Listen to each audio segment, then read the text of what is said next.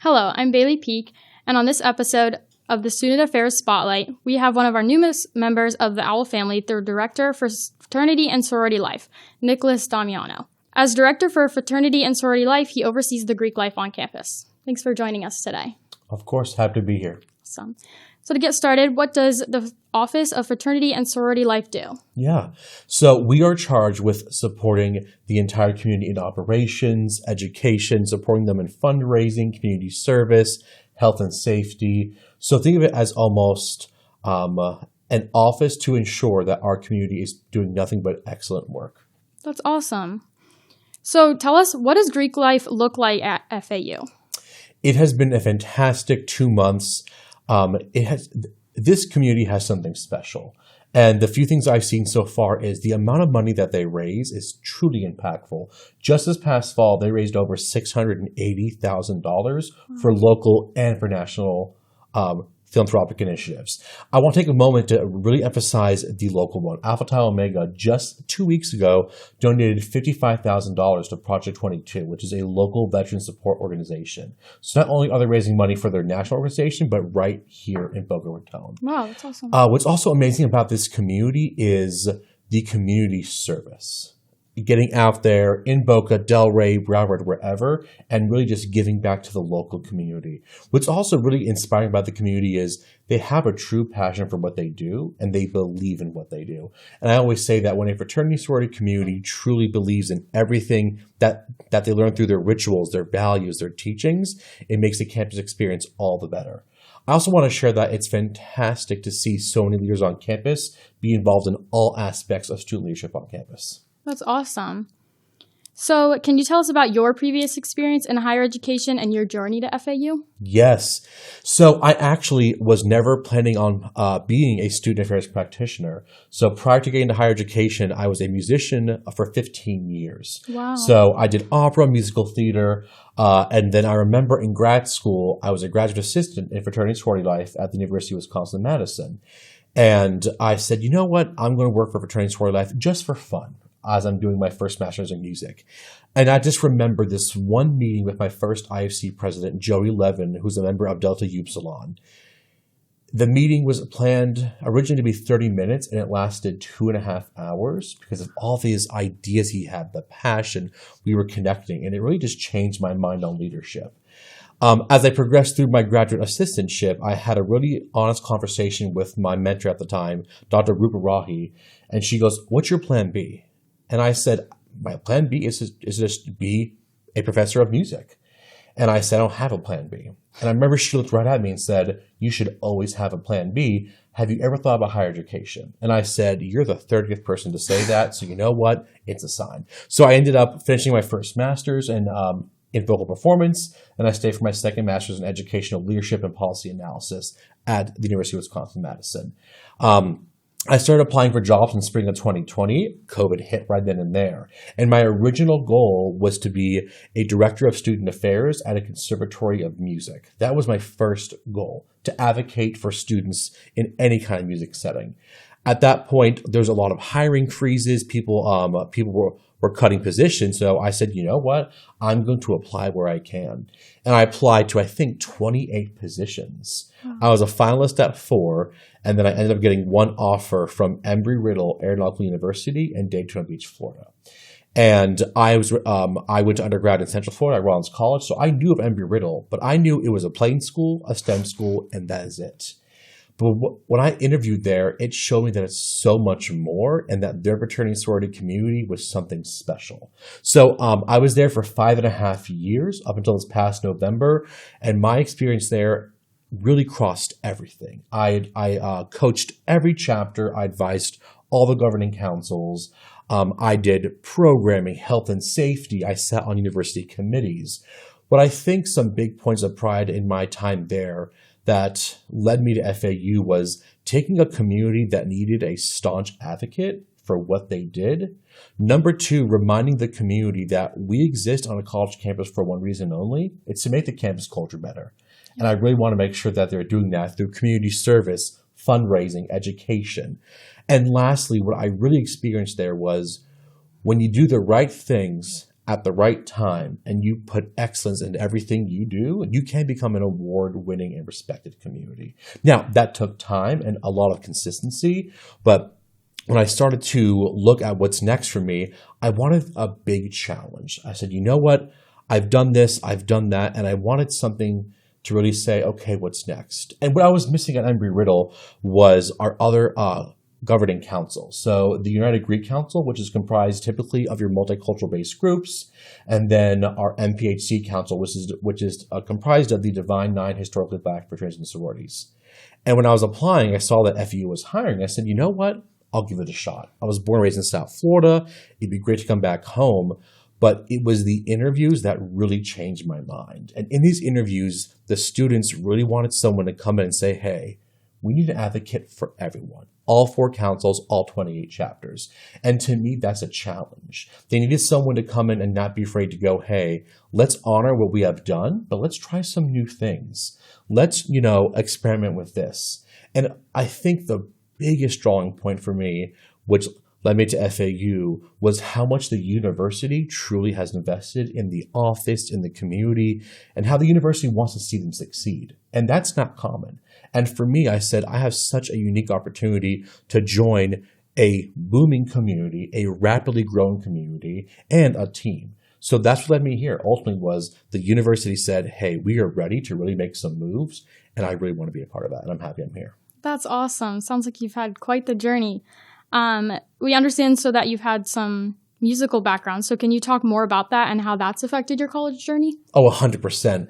I always tell my students the best way to get public speaking skills is one of 3. Number 1, join the debate team, always. Number 2, if there's any kind of speaking office or club, public speaking, Toastmasters club, join that. But number 3, take voice lessons. And when I was a music major, it was so funny. I'm actually in 2 fraternities. So my first fraternity is Phi Mu Alpha, which is a music fraternity. And then about a year later, after I became a founding father of that, I became a founding father of Lambda Chi Alpha, which is my social fraternity. And they elected me recruitment chair 2 weeks after I was pinned a new member, solely because of my public speaking skills.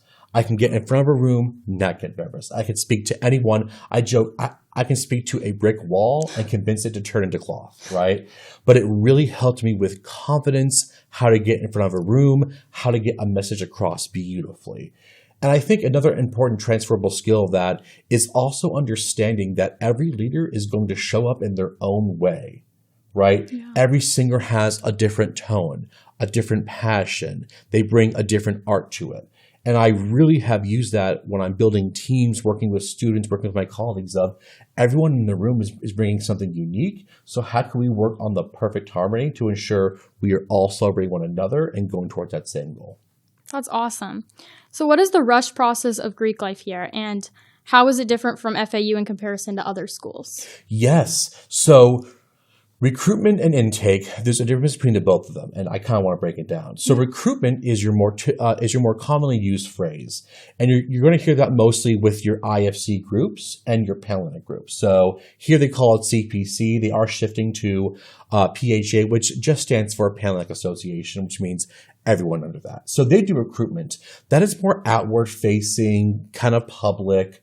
Our large ones are in the fall. So IFC and Panhellenic do their large, they call it primary recruitment. The men call it formal recruitment. So that's usually about your first 2 weeks of school. So in that way, you can find your home pretty quickly on campus. Now, let's go to the other side of our community. And when we look at our UGC and MPHC groups, they do something called intake and or recruitment. It just depends on the organization. What makes it different than a IFC and Panhellenic is it is all about discretion. So you'll hear a lot with our UGC and MPHC folks that discretion is key. Now, what that means is you go through a interview process. They usually call it a interest meeting, or it's an education meeting, and then you sign up to say, hey, I'm showing interest in this organization, and then they'll reach out to you for interviews. Once you are accepted into that program, you go through a very rigorous education program, just like IFC and Panhellenic, but it's more inward. So at that point, the only people who know who are going through the process is the chapter advisors, we as a university, especially the fraternity sorority life staff. And then after they complete their education program, That's when you have your bid days or coming out. So your bid day is typically more icy Panhellenic, very forward-facing, very out there, very celebratory. As opposed to our UGC and MPHC folks, it is the same, but they call it coming out, line presentations, and then that's where you'll see a true celebration of here are our new members, and we are proud. Just like I see in Panhellenic. That's when you'll see the tradition of stepping, strolling, line presentations, and it's a good way to, one, honor the past of their other organizations, but celebrate their future members. That's awesome. So far with what you've seen, how would you describe the Greek life here compared to other schools, and what do you envision? 100%. What I see here is a lot of really, really stunning potential. And the reason why I call it stunning is if we just reframe some things, build some really strong systems, this community could truly lead the way. I'm going to say in the country. And it's because, again, when you have the support from the university, the students who want to do the good work, and now when you mix that in with a FSL staff who wants to really dive in and help, sky's the limit. Now, what makes it different than other institutions is, I will say this, especially in the state of Florida, they take fundraising very seriously here. I have learned to make sure, hey, if they're doing a fundraiser, it is 2 days per semester that each chapter gets, and don't mess with it. But I've got to witness a few, and again, just the sheer size, the impact, the education they do as well. Pi Kappa Phi Fraternity is just starting theirs today. Tomorrow and Thursday. And what I've spoken to with their Philo chair is, hey, you're raising all this great money, but tell me about what you're raising money for. And when he explained it to me, it made me go, wait, hold on. There's more to this than just raising the money, dancing, having fun. It's actually educating people. It's actually saying, hey, we're raising money for this.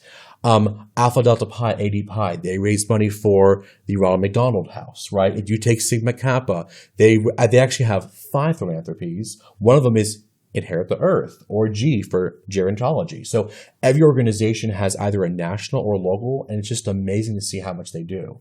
What I envision for this community is I want this fraternity and sorority community, 2 things. On this campus, I want to be the preeminent place for any student, for it to be the one-stop shop of personal and professional development, and how we can put those 2 together. I want members to join from the second they become new members. I want them to join committees, really work their way up into an executive board position, or an SGA position, or even a governing council position. I want them to get involved, go to their national conferences, their local conferences. I want them to give back to the campus that gives so much to them. Another part too, when it comes to the preeminent community, professional development. Let's talk about how your organization can help you land that internship, land that job. At my previous institution, I always loved sharing with the students, our chapters were just pipelines for all these jobs. Northrop Grumman, Lockheed Martin, Delta, Southwest Airlines, all these companies, because they said, hey, we trust this one chapter because they're always sending the best people. We can do that here. Yeah. The sheer amount of people in this community, over 3,000 students, I 100% think that we can really lead the conversation in partnership with the Career Center. How are fraternity and sorority owls really putting in that work? But my last part, I think, when it comes to outside of FAU is, how is our community really defining what it means to be the preeminent fraternity and sorority community nationally? And I think that comes with balance. That means we need to raise some good money. We need to educate on why we're raising money. We need to do some impactful community service. We also need to be of service to anyone who comes in our community, anyone who wants to work with us. So whether that's education sessions for the entire community, the entire FAU campus, Boca Raton, whoever. But I always tell my students, have excellence in everything you do, and you will always succeed. That's awesome. So if you had to convince a student to get involved with Greek life, what would you tell them, and what are some misconceptions of Greek life? Yes. Let's start with the misconceptions, because they're common, but I think it's all about educating them. So 1, a misconception. Oh, I'm paying for friends. So when I say to students or even parents when I speak to them, yes, you are paying to be a part of an organization, but you're not paying for friends. You're investing in a lifetime of experiences that will have a return on investment that the more you put in, the more you're going to get. You're not just joining a local organization with hundreds, if not thousands of alumni here at FAU. You're joining an international organization with hundreds of thousands of living alumni. You have alumni who are driving industries, who are making big moves. So that's one piece of that investment. Another misconception is, oh, well, all these groups do is have fun, they party. That's not the entire truth. Yes, we are social organizations, but we are social organizations who we give back. We do community service. We educate one another. We empower one another. Another misconception is, oh, well, they're not going to take me in because I don't have A, B, or C. I want to say to any student or any parent, that is not the truth. If you come fully as who you are and you show your passion, your personality, you will join this community. I firmly believe that every student on this campus or any student who wants to come to this campus, you can find your home in our community. It's about putting in the work and saying, hey, I align with this organization's values. I align with this organization's history, what they do on campus, what they offer. But I think another and final misconception is so often when I speak to new students or even older students is this going to help me in my career? Is this going to give me the internship or job? And like I shared earlier, it is. When you put in the work and you really network, again, you are joining an international network of hundreds of thousands of alumni, where if you say, hey, I want an internship in this or a job in this, you can call your national organization, you can call your local alumni advisory board, and they can connect you. I think what's also important is if I had to tell a student want to join is the question I always say to them is when they say, hey, why should I join? I turn back and I go, hey, what does being involved mean to you? What does leadership mean to you? What do you want out of your FAU experience? And then depending on their answers, I will usually plug them into a fraternity or sorority. I'm looking for some really good work on public speaking. I'm not the best at it. Hey, not a problem. Our organizations, you can lead a chapter meeting, give a chapter report.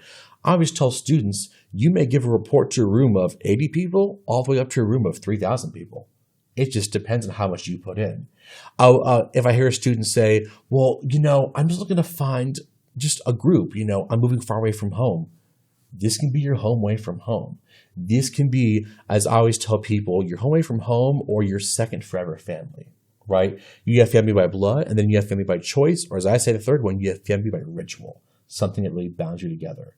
I'll also say to a student, when you envision yourself, let's say it's a Thursday afternoon, you've had a long week, and you're done with classes, you're a little stressed out. Where do you see yourself? Do you see yourself in the student union? Do you see yourself doing a program with Owl's Care? Are you in rehearsal if you're a music major? Or are you in practice if you're an athlete?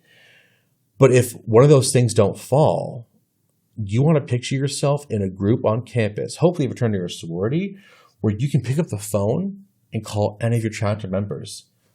Hey, listen, y'all, I want to get a coffee. Let's go. I want to get some food. Let's go. Hey, I want to go to the mall and find this new outfit for this internship or interview. Hey, let's go. So I always tell students, picture yourself in the everyday mundane of what it's like to be a student anywhere, and find that organization or find that chapter that's going to give you that motivation, that excitement, and really a chapter that's also going to challenge you to grow as a person and leader. That's great. So lastly, I just want to talk about the importance of being an anti-hazing advocate and the importance of having a safe Greek life environment. 100%. I actually, about a year and a half ago, had the great honor of becoming a certified hazing prevention advocate by a company called Alive Tech through Prevent Zone. Or I'm sorry, I think it's Prevent Zone through Alive Tech. And when I took that course, it was a 4-week course that was online. Then once a week, we met with our cohort and then 2 experts in the field. It changed my mind on what hazing prevention is and how much work you can do on it. And at that point, I already had about 6 years of experience, but it really helped me challenge it. What's important is everyone on our Fraternity Sorority Life team in the next 6 months will actually become the same certified hazing prevention advocate. So we as a team can go out there, have those conversations, do that work. Here's what's important about hazing prevention education. It needs to be clear. It needs to be concise. It needs to be consistent, right? Education can come in the form of a workshop. Education can come in the form of a group conversation, one-on-one conversation, marketing, again, social media, right? Whether you're doing an activity to raise awareness. But the biggest thing, again, clear, concise, and consistent. And something that's also important about hazing prevention education is it's not, like I share, consistent. It's not one and done. Hazing takes many shapes, many forms. We in the field say that there's little h hazing and big H hazing, right? So big H is your more extreme, physical harm, forced consumption of alcohol, and your small h is your personal servitude. It has no place on this campus. It has no place in fraternity and sorority life, no matter where you're at. And when I'm really lucky to actually work at a university, our own president was at the forefront of writing Florida's hazing prevention laws. And I'm lucky to also work under an administration who takes that seriously. I think it's important I always remind students, we are someone, right? You never want to have to join an organization where you have to prove yourself. By getting a bid to an organization, that organization is saying, hey, we have faith in that you will live through our values, live through our ideals, through our nationally sanctioned education. So I always say to my student leaders, if it sounds like it and it feels like it, don't do it. It's not worth it. It has no place. I'll also challenge my leaders when it comes to hazing prevention education. What's important is, I go back to you are someone. When we think of Timothy Piazza or Max Grover, I've had the distinct honor of seeing both of their mothers speak now 11 times in my career. 11 times. Every single time it hits home. Every single time I go, you know what? I've seen this since I was 19 years old. And I still, every time go, no, this is real.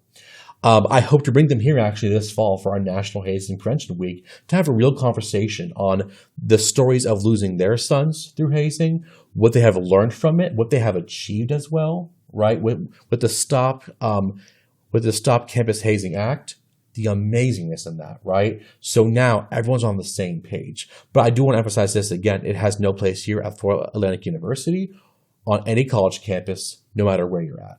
That's great. We appreciate it so much. Thank you for coming on and talking with us today. Of course, happy to be here. Thank you for joining us on this episode of the Student Affairs Spotlight Podcast. We'll see you next time, and go Owls.